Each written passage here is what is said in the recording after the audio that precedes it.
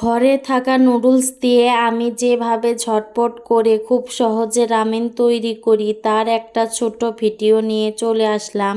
Ramen বানানোর জন্য শুরুতে গরম পানির মধ্যে দিয়ে দিতে হবে নুডলস। আমি এখানে 1 প্যাকেট ব্যবহার করেছি, আপনারা আপনাদের পরিমাণ মতো ব্যবহার করবেন।